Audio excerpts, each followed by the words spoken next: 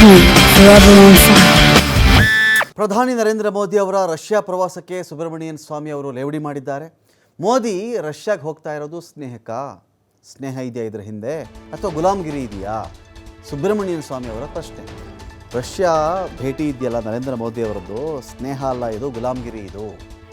ಮೋದಿ ರಷ್ಯಾಗೆ ದಿಗ್ಭ್ರಮೆಗೊಳಿಸುವ ರೀತಿಯಲ್ಲಿ, ರಷ್ಯಾನೇ ದಿಗ್ಭ್ರಮೆ ಆಗಿಬಿಡಬೇಕು ಆ ರೀತಿಯಲ್ಲಿ ಮಾರಾಟ ಆಗಿಬಿಟ್ಟಿದ್ದಾರೆ. ಇಲ್ಲಿಂದ ಒಂದು ದೊಡ್ಡ ದೀರ್ಘದಂಡ ನಮಸ್ಕಾರ ಹಾಕಕ್ಕಲ್ಲಿ ಹೋಗಿದ್ದಾರೆ ಅಂತ ಪ್ರಧಾನಿ ವಿರುದ್ಧವಾಗಿ BJPಯ ಮಾಜಿ ರಾಜ್ಯಸಭಾ ಸದಸ್ಯ ಲೇವಡಿ ಮಾಡಿದ್ದಾರೆ. ನೋಡಿ, ನರೇಂದ್ರ ಮೋದಿ ಅವರು ರಷ್ಯಾಗೆ ಹೋದಾಗಲೆಲ್ಲ ಏನೋ ಶಸ್ತ್ರಾಸ್ತ್ರ ಖರೀದಿ ಒಪ್ಪಂದ ಅದು ಇದು ಅಂತ ಮಾತಾಡ್ತಾರಲ್ಲ, ಈ ಶಸ್ತ್ರಾಸ್ತ್ರಗಳನ್ನು ಖರೀದಿ ಮಾಡ್ತಾ ಇದ್ದಾರಲ್ಲ ಇವರು, ಎಂಥ ವೆಪನ್ಸ್ ಗೊತ್ತಾ? ಇವೆಲ್ಲವೂ ಕೂಡ ಬಳಕೆಯಲ್ಲೇ ಇಲ್ಲ, ಸರಿಯಾಗಿಲ್ಲದೆ ಇರುವಂತಹವು, ಬಳಸದೇ ಇರುವಂತಹವು, ವೇಸ್ಟ್ ಎನ್ನುವಂತಹವು. ಇಂಥ ಶಸ್ತ್ರಾಸ್ತ್ರಗಳನ್ನು ಖರೀದಿ ಮಾಡೋಕ್ಕೆ ನರೇಂದ್ರ ಮೋದಿಯವರಲ್ಲಿ ಹೋಗಿರೋದು. ಈ ಶಸ್ತ್ರಾಸ್ತ್ರಗಳನ್ನು ರಷ್ಯಾ ಇದೆಯಲ್ಲ, ತನ್ನ ಹಳೇ ಫ್ರೆಂಡು ಚೀನಾ ಅವ್ರಿಗಾಗಲೇ ಅದು ಮಾರಾಟ ಮಾಡ್ಕೊಂಡಾಗಿದೆ. ಇಂಥ ವೆಪನ್ಸ್ನ ಚೀನಾ ಯಾವುದೋ ಕಾಲದಲ್ಲಿ ರಷ್ಯಾ ಮಾರಾಟ ಮಾಡಿಬಿಟ್ಟಿದೆ. ಮೋದಿ ಖರೀದಿ ಮಾಡ್ತಾ ಇರೋ ಶಸ್ತ್ರಾಸ್ತ್ರಗಳು ಈಗ ನಿರುಪಯುಕ್ತ. ಒಂದು ಕಾಲಕ್ಕೆ ಚೀನಾಗೆ ಇಂಥವನ್ನು ಮಾರ್ಕೊಂಡ್ಬಿಟ್ಟಿದೆ ರಷ್ಯಾ. ಚೀನಾಗೆ ಇವಾಗ ಏನಿದ್ರೂ ಕೂಡ ತುಂಬ ಅಡ್ವಾನ್ಸ್ಡ್ ಎನ್ನುವಂಥ ವೆಪನ್ಸನ್ನು ರಷ್ಯಾ ಮಾರ್ತಾ ಇದೆ. ಅತ್ಯಾಧುನಿಕ ಶಸ್ತ್ರಾಸ್ತ್ರ ಇದೆಯಲ್ಲ, ಇದನ್ನು ರಷ್ಯಾ ಚೀನಾಗೆ ಮಾರ್ಕೊಳ್ತಾ ಇದೆ. ಹಳೆಯದು, ವೇಸ್ಟು, ಬಳಕೆಯಲ್ಲಿ ಇಲ್ಲದೇ ಇರುವಂಥವು ಇದೆಯಲ್ಲ, ಇದನ್ನು ಇಂಡಿಯಾಗೆ ಮಾರ್ತಾ ಇದೆ. ಅದು ನಿರುಪಯುಕ್ತ ಭಾರತದ ಪಾಲಿಗೆ. ಅವೆಲ್ಲವೂ ಕೂಡ ಇವು ಭಾರತಕ್ಕೆ ಲಭ್ಯನೇ ಆಗಲ್ಲ. ಯಾವು ಹೊಸ ಕಂಡುಹಿಡಿತಾ ಇದೆಯಲ್ಲ ರಷ್ಯಾ, ಇದ್ಯಾವುದು ಇಂಡಿಯಾಗೆ ಸಿಗೋದೇ ಇಲ್ಲ, ಅದೇನಿದ್ರು ಚೀನಾಗೆ. ಇಂಥ ವಿಷಯ ಗಂಭೀರವಾದದ್ದಿದು, ಸಂಸತ್ತಲ್ಲಿ ಚರ್ಚೆ ಆಗಬೇಕಿದು ಅಂಥೇಳಿ ಟ್ವೀಟ್ನ ಮೂಲಕವಾಗಿ ಪ್ರಧಾನಿ ಮೋದಿ ಕಾಲೆಳೆದಿದ್ದಾರೆ ಸುಬ್ರಮಣಿಯನ್ ಸ್ವಾಮಿ. ರಷ್ಯಾದ ಕಥೆ ಏನಾಗಿದೆ ಅಂತ ಹೇಳಿ ನೋಡಿ, ರಷ್ಯಾ ತುಂಬ ಅಡ್ವಾನ್ಸ್ಡ್ ಏನೋ ಮಾಡ್ತಾ ಇದ್ದಾರೆ.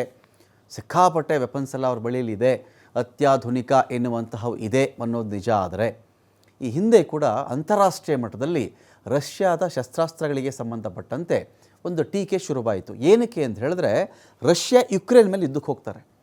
ಯುಕ್ರೇನ್ ಮೇಲೆ ಯುದ್ಧಕ್ಕೆ ಹೋದಾಗ ರಷ್ಯಾದ ಅನೇಕ ಶಸ್ತ್ರಾಸ್ತ್ರಗಳಿದ್ವಲ್ಲ, ಇವನ್ನ ಸಿಡಿಸಿದ್ರೆ ಅವು ಕೆಲಸವೇ ಮಾಡಲಿಲ್ಲ ಯುಕ್ರೇನ್ನ ಮೇಲೆ. ಚಿಕ್ಕ ರಾಷ್ಟ್ರ, ಪುಟ್ಟ ರಾಷ್ಟ್ರ ಯುಕ್ರೇನ್ ಅಂತ ರಾಷ್ಟ್ರದ ಮೇಲೆ 1.5 ವರ್ಷ 1.25 ವರ್ಷದಿಂದನೂ ಕೂಡ ಇವರು ಯುದ್ಧ ಮಾಡ್ತಾನೇ ಇದ್ದಾರೆ ರಷ್ಯಾದವರು. ಅಫ್ಕೋರ್ಸ್ ನೋಡಿ, ಈಗ ನಮ್ಮ ಮನೆಯಲ್ಲಿ ಒಂದಷ್ಟು ಒಳ್ಳೊಳ್ಳೆ ಶಸ್ತ್ರಾಸ್ತ್ರ ಇದೆ ಅಂತ ಅಂದ್ಕೊಳ್ಳೋಣ. ನಮ್ಮ ಮನೇಲಿ ಒಳ್ಳೆ ಶಸ್ತ್ರಾಸ್ತ್ರ ಇರೋದೇ ನಿಜ. ಆದರೆ ನಮ್ಮೇಲೆ ಯುದ್ಧಕ್ಕೆ ಬಂದರೆ ಮೊದಲು ಅದನ್ನೇ ಬಳಸ್ತೀವಲ್ವ ನಾವು, ಅದನ್ನೇ ಬಳಸಿ ಒಟ್ಟಲ್ಲಿ ಗೆಲ್ಲಬೇಕು ನಾವು ಅವ್ರ ಮೇಲೆ, ನಿಜ ತಾನೇ? ನಮ್ಮ ದೇಶದ ಮೇಲೆ ಬಂದರೂ ಹಾಗೆ. ರಷ್ಯಾ ಮೇಲೂ ಈಗ ಯುಕ್ರೇನ್ ಯುದ್ಧಕ್ಕೆ ಬಂತು, ಅಥವಾ ಯುಕ್ರೇನ್ ಮೇಲೆ ರಷ್ಯಾ ಯುದ್ಧಕ್ಕೆ ಹೋಯಿತು ಅಂತ ಅಂದ್ಕೊಳ್ಳೋಣ. ದಿ ಬೆಸ್ಟ್ ಎನ್ನುವಂತಹ ವೆಪನ್ಸನ್ನು ರಷ್ಯಾ ಅಲ್ಲಿ ಬಳಸಲೇಬೇಕು. ಬಳಸಿದ್ರೆ ಏನಾಗ್ತಾ ಇತ್ತು? ಯುದ್ಧ ಗೆಲ್ಲಬಹುದಾಗಿತ್ತು. ಲಾಜಿಕ್ ಆಗಲಿಲ್ಲಪ್ಪ, ಯುಕ್ರೇನ್ ಕೂಡ ಸ್ಟ್ರಾಂಗ್ ಆಗಿದೆ, ಅವ್ರಿಗೆ ಯಾರ್ಯಾರೋ ಸಪೋರ್ಟ್ ಇದೆ ಅಂತಲೂ ಬಂತು ಅಂತ ಅಂದ್ಕೊಳ್ಳೋಣ. ಇದೊಂದು ಭಾಗ. ರಷ್ಯಾ ಬಳಸಿದಂಥ ಅನೇಕ ಶಸ್ತ್ರಾಸ್ತ್ರಗಳು ಯುಕ್ರೇನ್ನ ಮೇಲೆ ಸಿಡಿಲೇ ಇಲ್ಲ, ಕೆಲಸ ಮಾಡಲಿ. ನಿಮ್ಗೆ ಚೆನ್ನಾಗಿ ಗೊತ್ತಿರಲಿ, ಯುಕ್ರೇನ್ ಪಿಕ್ಸ್ ಇದ್ದರೆ ಈಗಲೂ ನೆಟ್ಟಲ್ಲಿ ಹೋಗಿ ಸರ್ಚ್ ಮಾಡಿ ನೋಡಿ. ರಷ್ಯಾದ ಅನೇಕ ಟ್ಯಾಂಕರ್ಗಳು ಕೆಲಸ ಮಾಡಲಿಲ್ಲ ಸರಿಯಾಗಿ. ಅನೇಕ ಟ್ಯಾಂಕರ್ಗಳಿಗೆ ಸರಿಯಾಗಿ ಡೀಸೆಲ್ ವ್ಯವಸ್ಥೆಯನ್ನು ಕೂಡ ರಷ್ಯಾದವ್ರು ಮಾಡೋಕ್ಕಾಗಲಿಲ್ಲ. ಅನೇಕ ಟ್ಯಾಂಕರ್ಗಳಿಗೆ ಅಲ್ಲಿ ಯಾರೋ ತಳ್ಳಿದ್ರು, ನೂಕಿದ್ರು, ರಿಪೇರಿ ಮಾಡೋಕ್ಕೆ ಹೆಲ್ಪ್ ಮಾಡಿದ್ರು, ಜೊತೆಗೆ ಡೀಸೆಲ್ ಕೊಟ್ಟರು. ಇದೇ ಟ್ಯಾಂಕರ್ಗಳ ಮೇಲೆ ಇವರು ಉಕ್ರೇನ್ ಸೈನಿಕರು ಕೂಡ ಸವಾರಿ ಮಾಡಿದ್ರು. ಅಂದರೆ ಕೆಲಸಕ್ಕೆ ಬಾರದ ವೆಪನ್ಗಳನ್ನು ರಷ್ಯಾ ಇಟ್ಕೊಂಡಿದೆ ಅಂತ ಹಿಂದಿನ ಒಂದು ಗಂಭೀರ ಆರೋಪ. ಹೋಗಲಿ, ಚೆನ್ನಾಗಿ ಮಾಡಿದಾರಪ್ಪ ವೆಪನ್ಗಳು ಅಂತ ಹೇಳಿದ್ರೆ, ಈ ವೆಪನ್ಗಳನ್ನು ಇವರು ಚೆನ್ನಾಗಿ ಮಾಡಿದ್ರೆ ಅದರ ಮೊದಲ ವ್ಯಾಪಾರ ಆಗ್ತಿರೋದು ಚೀನಾಗೆ ಅಂತ ಸುಬ್ರಮಣಿಯನ್ ಸ್ವಾಮಿ ಅವರ ವಾದ. ಚೀನಾಗೆ ಅದನ್ನು ಮಾರಾಟ ಮಾಡ್ಕೊಂಡ್ಬಿಡ್ತಾರೆ. ಇಂಡಿಯಾಗಾದರೆ ಚೆನ್ನಾಗಿಲ್ದಿರುವಂಥ ವೆಪನ್ಗಳನ್ನು ಅವ್ರು ಮಾರಾಟ ಮಾಡ್ತಾರೆ. ಇದರ ವ್ಯಾಪಾರ ಮಾಡೋಕ್ಕೆ ಈ ಮಹಾನ್ ವ್ಯಕ್ತಿ ಮೋದಿಯವರು ಹೋಗಿರೋದು. ದೀರ್ಘದಂಡ ನಮಸ್ಕಾರ ಹಾಕಕ್ಕೆ ಹೋಗಿದ್ದಾರಲ್ಲಿ. ಇದು ಕರೆಕ್ಟಾದಂಥ ಕ್ರಮ ಅಲ್ಲ. ಸ್ವಲ್ಪ S-400 ಅಂತ ಏನೋ ಇದೆ. S-400 ಬಗ್ಗೆ ಇನ್ನೊಂದು ವ್ಯಾಖ್ಯಾನ ಶುರುವಾಯಿತು. ಆ S-400 ಏನು ಅಂತ ಹೇಳಿದ್ರೆ, S-400 ಎನ್ನುವ ಒಂದು ವೆಪನ್ಗೆ ಚೀನಾದೇ ಎಲೆಕ್ಟ್ರಾನಿಕ್ ಡಿವೈಸ್ಗಳಿದೆ. ಅದಕ್ಕೆ ತನಗಾದ್ರೆ ಅದು ವರ್ಕ್ ಮಾಡಿಕೊಡುತ್ತೆ ಚೀನಾ. ಯಾಕೆಂದರೆ ರಷ್ಯಾ ಚೀನಾದಿಂದ ತೊಗೊಂಡಿದೆ ಅಂಥದ್ದು ಕೆಲವು ಡಿವೈಸ್ಗಳನ್ನು. ಒಂದು ವೇಳೆ ಚೀನಾ ತನಗಲ್ಲದೆ ಇದ್ದರೆ, ಈಗ ಇಂಡಿಯಾಗೆ ಅದನ್ನು ಮಾರಿದ್ರು ಅಂತ ಅಂದ್ಕೊಳ್ರಪ್ಪ, ಇಂಡಿಯಾಗೆ ರಷ್ಯಾ ಮಾರಿತ್ತು ಅಂದರೆ, ಅಕಸ್ಮಾತ್ ಭಾರತ ಪಾಕಿಸ್ತಾನ ಯುದ್ಧಕ್ಕೆ ಹೋಯಿತು, ಆವಾಗ ಅದು ಬೇಕಾದ್ರೆ ಕಾಂಪ್ರಮೈಸ್ ಆಗಿಬಿಡುತ್ತೆ. ಅದನ್ನು ಚೀನಾ ಬೇಕಾದರೆ ಕಾಂಪ್ರಮೈಸ್ ಮಾಡಿಬಿಡಬಹುದು. ದೂರದಲ್ಲೇ ಕೂತ್ಕೊಂಡು ಈ ಎಲೆಕ್ಟ್ರಾನಿಕ್ ಡಿವೈಸು ಕೆಲಸಕ್ಕೆ ಬರದೇ ಇರೋ ರೀತಿ ಮಾಡಬಹುದು ಅಂತ ಕೂಡ ಒಂದು ಆರೋಪ ಕೂಡ ಕೇಳಿ ಬರ್ತಾ ಇದೆ.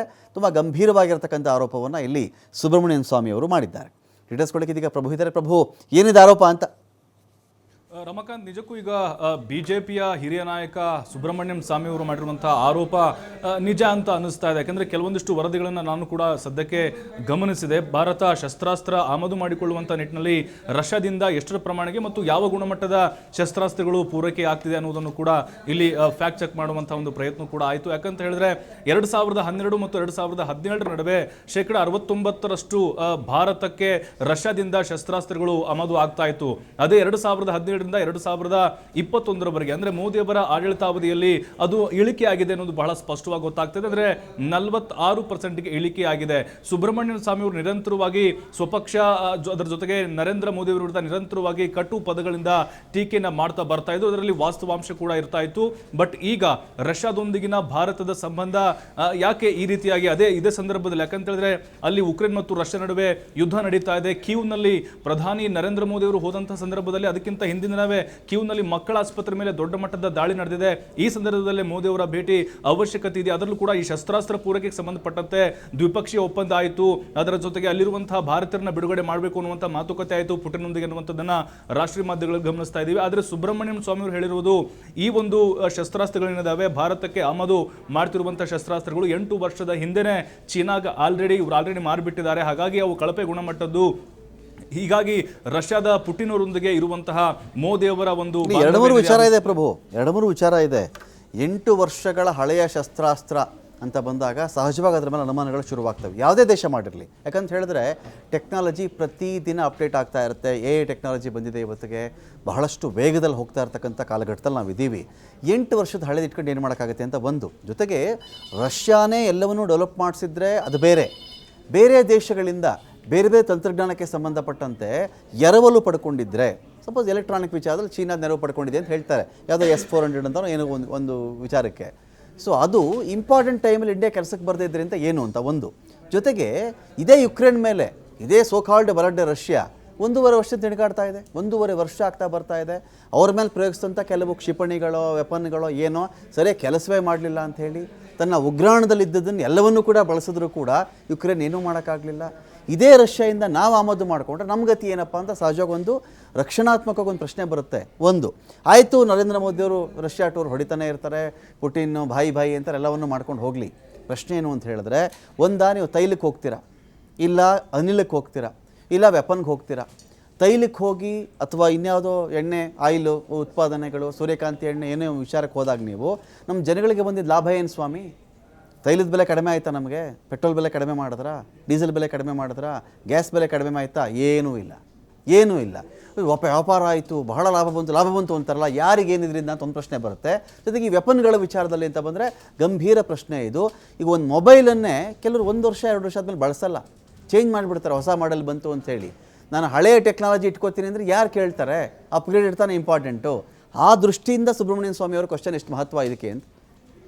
ನಿಜಕ್ಕೂ ರಮಕಾಂತ್, ನೀವು ಆಗಲೇ ಹೇಳ್ತಾ ಇದ್ರಿ, ಉಕ್ರೇನ್ ಮೇಲೆ ಯುದ್ಧ ಸಾರಿದಂತಹ ರಷ್ಯಾ ಈಗಾಗಲೇ 1.25 ವರ್ಷ ಆಯಿತು ದಾಳಿ ಮಾಡ್ತಾ ಇದ್ದು, ನಿರಂತರವಾಗಿ ಕ್ಷಿಪಣಿ ದಾಳಿಗಳನ್ನು ಮಾಡ್ತಾ ಇದೆ. ಆದ್ರೆ ಇಷ್ಟೊತ್ತಿಗಾಗಲೇ ರಷ್ಯಾ ಹೊಡೆತಕ್ಕೆ ಉಕ್ರೇನ್ ಸಂಪೂರ್ಣವಾಗಿ ನಾಶ ಆಗ್ಬೇಕಾಗಿತ್ತು. ಅಲ್ಲೇ ನಮ್ಗೆ ಗೊತ್ತಾಗ್ತಾ ಇದೆ ರಷ್ಯಾ ಬಲಿಷ್ಠವಾದಂತಹ ರಾಷ್ಟ್ರ ಅಂತ ಹೇಳಿ ಮೇಲ್ನೋಟಕ್ಕೆ ಗೊತ್ತಿದ್ರು ಕೂಡ, ಬಟ್ ಅಲ್ಲಿ ಶಸ್ತ್ರಾಸ್ತ್ರಗಳ ವಿಚಾರಕ್ಕೆ ಬಂದ್ರೆ ಎಷ್ಟು ಗುಣಮಟ್ಟದ್ದು ಅನ್ನೋದು ಕೂಡ ರಷ್ಯಾಗೆ ವ್ಯಾಪಾರ ಆಗ್ಬೇಕಷ್ಟೇ ಪ್ರಭು, ವ್ಯಾಪಾರ ಆಗ್ಬೇಕಷ್ಟೇ. ಕಾರಣ ಯುಕ್ರೇನ್ ಮೇಲೆ ಯುದ್ಧದಲ್ಲಿ ರಷ್ಯಾ ಜರ್ಜರಿತವಾಗಿದೆ. ವಾಸ್ತವ ಇವೆಲ್ಲವೂ ಕೂಡ. ಹಣ ಇಲ್ಲ, ಅನೇಕ ದೇಶಗಳ ದಿಗ್ಬಂಧನ ಇದೆ. ಉಕ್ರೇನ್ ನಿಲ್ಲದಂತೆ ಕೇಳ್ಕೊಂಡ್ರು, ನೀವೊಬ್ಬರು ಸಹಾಯ ಮಾಡಬೇಡಿ, ನೀವು ಸಹಾಯ ಮಾಡದೇ ಇದ್ರೂ ಪರವಾಗಿಲ್ಲ, ತಟಸ್ಥವಾಗಾದರೂ ಇದ್ದುಬಿಡಿ, ಭಾರತವೇ ನಮಗೊಂದು ಅನುಕೂಲ ಮಾಡಿಕೊಡಿ. ನಿಮ್ಮದೇ ದೇಶದ ಅನೇಕ ಲಕ್ಷಾಂತರ ವಿದ್ಯಾರ್ಥಿಗಳು ಯುಕ್ರೇನಲ್ಲಿ ಬಂದು MBBS ಓದ್ತಾ ಇದ್ರು, ಅವ್ರ ಮೇಲೂ ಹಾನಿಯಾಯಿತು. ಮಕ್ಕಳಿರ್ತಕ್ಕಂಥ ಸ್ಥಳಗಳು ನೋಡಿ ಟಾರ್ಗೆಟ್ ಮಾಡಿ ಮಕ್ಕಳನ್ನು ಸಾಯಿಸಿದ್ರು ಪುಟಿನ್ನು. ಸಹಾಯ ಮಾಡಬೇಡಿ ಅಂದರೂ ಕೂಡ ಅಲಿಪ್ತ ನೀತಿ ಇರಲಿಲ್ಲ, ಜೊತೆಗೆ ನಿಂತ್ಕೊಂಡ್ರು. ಆಯಿಲ್ ತೊಗೊಂಡ್ರು, ಗ್ಯಾಸ್ ತೊಗೊಂಡ್ರು, ಪೆಟ್ರೋಲ್ ಡೀಸೆಲ್ ಎಲ್ಲವೂ ಬಂದವು. ಜನಕ್ಕೇನು ಲಾಭ ಇಲ್ಲ. ಈಗ ಅಲ್ಲಿ ಆ ಕಷ್ಟದಲ್ಲಿದ್ದಾನೆ ಯಾರು? ಇವ್ರ ಮಿತ್ರ ಕಷ್ಟದಲ್ಲಿದ್ದಾನೆ ಅಂದ ತಕ್ಷಣ ವ್ಯಾಪಾರಕ್ಕೋಸ್ಕರ, ಅದು ಕೆಲಸಕ್ಕೆ ಬಾರದ ವೆಪನ್ ತಗೋಬರೋಕ್ಕೋಸ್ಕರ ನರೇಂದ್ರ ಮೋದಿ ಅವ್ರು ಹೋಗಬೇಕಾಗಿದೆ ಅಂತ ಪ್ರಶ್ನೆ, ಅಕಾರ್ಡಿಂಗ್ ಟು ಮಿಸ್ಟರ್ ಸುಬ್ರಹ್ಮಣ್ಯಂ ಸ್ವಾಮಿ. ನಿಜಕ್ಕೂ ರಮಕಾಂತ್, ಅವರ ಸಾಲು ಟ್ವೀಟ್ಗಳನ್ನ ನೋಡಿದ್ರೆ ಹಾಗೆ ಅನಿಸ್ತಾ ಇದೆ. ಯಾಕಂತ ಹೇಳಿದ್ರೆ ಈಗ ಉಕ್ರೇನ್ನ ಅಧ್ಯಕ್ಷ ಜೆಲೆನ್ಸ್ಕಿ ಕೂಡ ಇದಕ್ಕೆ ವಿರೋಧವನ್ನ ಮಾಡಿದ್ದಾರೆ. ಯಾಕಂತಂದ್ರೆ ಶಾಂತಿ ಮಾತುಕತೆ ಆಗುವಂತಹ ಸಂದರ್ಭದಲ್ಲಿ ತಾವು ಇಲ್ಲಿ ಮೂಗು ತೂರಿಸಿರೋದು ಅಥವಾ ಮೋದಿಯವರು ಮಧ್ಯಪ್ರವೇಶವನ್ನು ಮಾಡಿರಬಹುದು, ಮಧ್ಯಪ್ರವೇಶವನ್ನು ಮಾಡಿರುವುದು ನಮ್ಗೆ ಒಂದು ರೀತಿ ಬೇಸರ ತರಿಸ್ತಾ ಇದೆ ಅಂತೇಳಿ ಬಹಿರಂಗವಾಗಿ ಸ್ಟೇಟ್ಮೆಂಟ್ ಅನ್ನು ಕೊಟ್ಟಿದ್ದಾರೆ. ನೀವು ಹೇಳಿದಾಗ ಇದು ಆರ್ಥಿಕತೆಯ ಸಂಪನ್ಮೂಲಗಳ ಕ್ರೋಢೀಕರಣಕ್ಕೆ ಭಾರತದ ಸಹಾಯ ಹಸ್ತವನ್ನ ಚಾಚಿದೆ ಅನ್ನೋದು ಬಹಳ ಸ್ಪಷ್ಟವಾಗಿ ಗೊತ್ತಾಗ್ತಿದೆ. ಯಾಕಂತ ಹೇಳಿದ್ರೆ ಸದ್ಯಕ್ಕೆ ರಷ್ಯಾದ ಹತ್ರ ನಾವು ಗಮನಿಸೋದಾದ್ರೆ ಅಮೆರಿಕ ನಂತರ ರಷ್ಯಾ ಸೇನೆಯಲ್ಲಿ ಶಸ್ತ್ರಾಸ್ತ್ರಗಳಲ್ಲಿ 2ನೇ ಸ್ಥಾನವನ್ನ ಪಡೆದುಕೊಂಡಿದೆ, ಬಲಿಷ್ಠವಾಗಿದೆ. ಆದ್ರೆ ಅಲ್ಲಿ ಸದ್ಯಕ್ಕೆ ಇರುವಂತಹ ಶಸ್ತ್ರಾಸ್ತ್ರಗಳು ಫೈರ್ ಜೆಟ್ಗಳಾಗಿರ್ಬೋದು, ಜಲಾಂತರ್ಗಾಮಿ ಆಗಿರ್ಬೋದು, ಬೇರೆ ಕಂಟ್ರಿಗೆ ಹೋಲಿಸಿದ್ರೆ ಅಥವಾ ಇನ್ಕ್ಲೂಡಿಂಗ್ ಚೀನಾಗೆ ಹೋಲಿಸಿದ್ರು ಕೂಡ ಬಹಳ ಕಡಿಮೆ. ಯಾಕಂದ್ರೆ ಆಲ್ರೆಡಿ ಯುಕ್ರೇನ್ ಮೇಲೆ ಯುದ್ಧವನ್ನ ಸಾರಿ ತಮ್ಮಲ್ಲಿರುವಂತಹ ಭಾರಿ ಪ್ರಮಾಣದ ಶಸ್ತ್ರಾಸ್ತ್ರಗಳನ್ನು ಕೂಡ ಆಲ್ರೆಡಿ ಅವರು 3% ಕಳ್ಕೊಂಡಿದ್ದಾರೆ. ಅಂಥದ್ರಲ್ಲಿ ಮೋದಿ ಅವರು ಯಾವ ಶಸ್ತ್ರಾಸ್ತ್ರಗಳಿಗೋಸ್ಕರ ಈ ಒಂದು 2 ದಿನಗಳ ಕಾಲ ವಿಸಿಟ್ ಮಾಡಿದ್ದಾರೆ ಅಂತೇಳಿ ಸುಬ್ರಹ್ಮಣ್ಯ ಸ್ವಾಮಿ ಅವರು ಪ್ರಶ್ನೆಯನ್ನ ಮಾಡಿದ್ದಾರೆ. ಅದರಲ್ಲೂ ಇವತ್ತು QSD ಅನ್ನುವಂಥ ಒಂದು ಪ್ರಮುಖವಾದಂಥ ಒಂದು ಸಭೆ ಕರೆದಿದ್ದಾರೆ ರಮಕಾಂತ್. ಅಮೆರಿಕ, ಜಪಾನ್, ಭಾರತ ಮತ್ತು ಆಸ್ಟ್ರೇಲಿಯಾ 4 ದೇಶಗಳು ಮಾಡಿಕೊಂಡಂತ ಒಂದು ಭದ್ರತಾ ಒಪ್ಪಂದ ಇದು. ಅಮೆರಿಕ ನಮ್ಮನ್ನ ದೂರ ಇಟ್ಟು ಅಲ್ಲಿ ಸಭೆ ಮಾಡ್ತಿದೆ, ನೀವು ಹೋಗಿ ರಷ್ಯಾದಲ್ಲಿ ಗುಲಾಮಗಿರಿ ಮಾಡ್ತಿದ್ದೀರಿ ಅನ್ನುವಂತಹ ತೀವ್ರ ಕಟುಪದಗಳಿಂದ ವಾಗ್ದಾಳಿ ನಡೆಸಿದ್ದಾರೆ. ಬಟ್ ಸಂಸತ್ನಲ್ಲಿ ಇದನ್ನ ಬಹಳ ಗಟ್ಟಿಯಾಗಿ ವಿರೋಧ ಪಕ್ಷಗಳು ಬಳಕೆ ಮಾಡಿಕೊಳ್ಬೇಕು ಮತ್ತು ಚರ್ಚೆನ ಮಾಡಬೇಕು ಅಂತ ಒತ್ತಾಯಿಸಿದ್ದಾರೆ ರಮಕಾಂತ್. Thank you Prabhu.